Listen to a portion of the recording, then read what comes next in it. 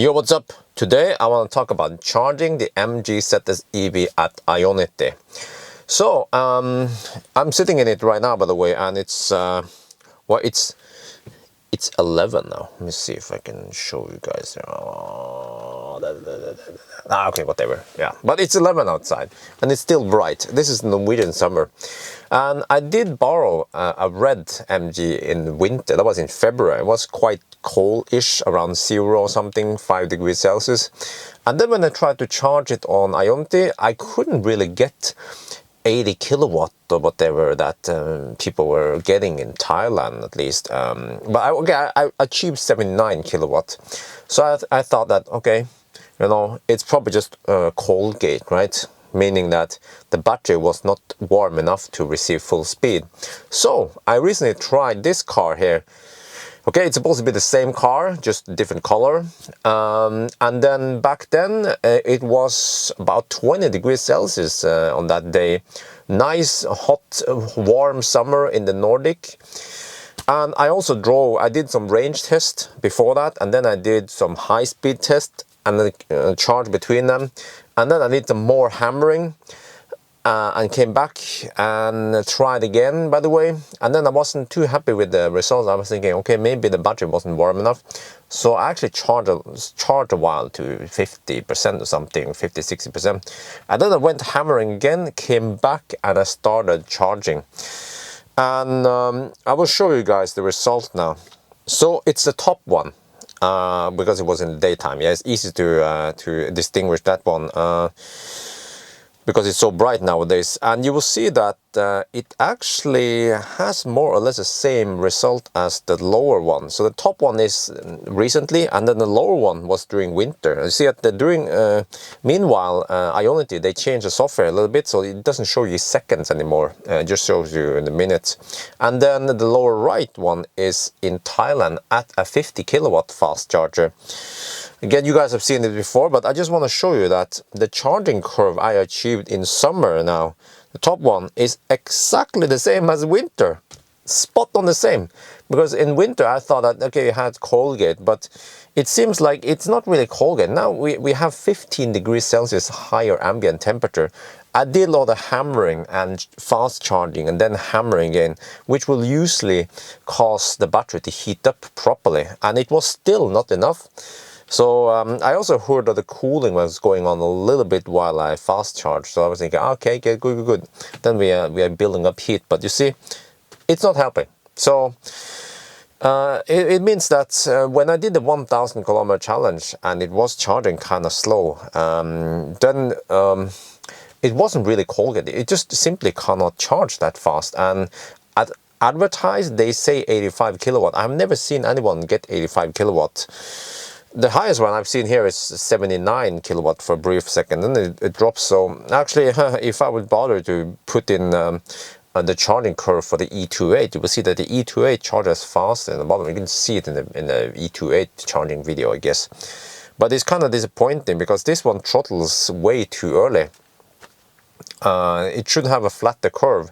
Now I heard from MG that you know, they changed, you guys seen in the previous video, they changed lots of stuff in the software here, improving the bong whatever, and they will also I think it was after August, they will come out with an update to improve the charging speed for winter. I think they will do something with the battery heater to actively heat it up to mitigate Colgate in winter. But will they change the charging curve? That's a good question, because the reason why I show you guys this one with a 50 kilowatt charging session also to the bottom right is that you see at this point here, the 50 kilowatt charging session is charging faster than at Ionity.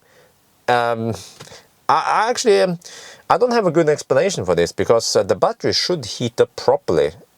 So it should at least be able to take the same speed as the 50 kilowatt charging session. But it seems like the 50 kilowatt charging session has a more flatter curve, whereas this one goes very far up in the beginning and then drops like a rock. So I've actually seen similar behavior when I charge at you know, when I charge Tesla 100 kilowatt hour pack. Back in the old days, it had a somewhat flat curve, and it could peak at 115 kilowatt. But then one day Tesla increased the charging speed to 135, I think it was.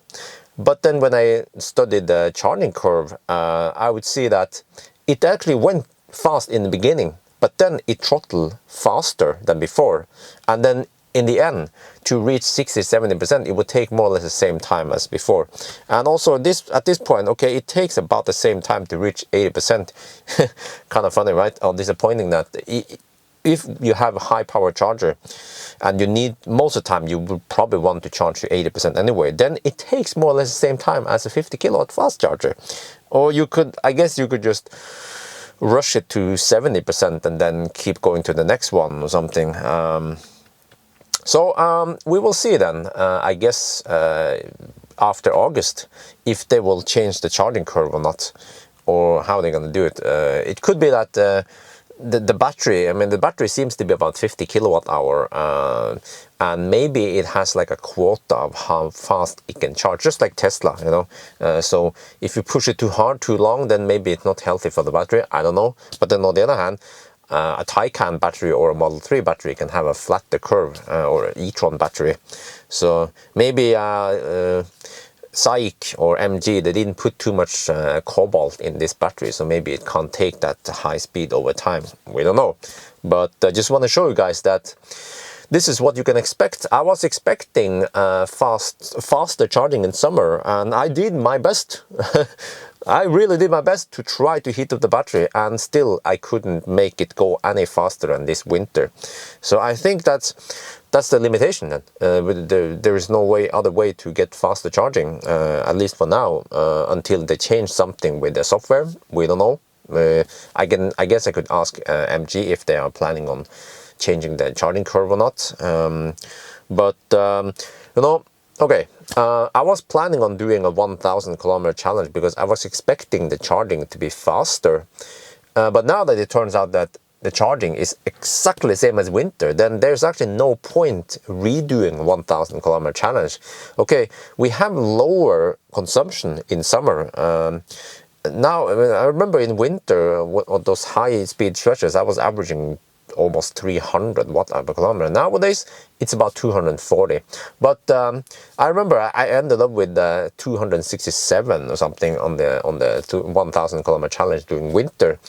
In summer now, you can expect, let's say, 220, especially if I have to do it in Norway because of Corona, right?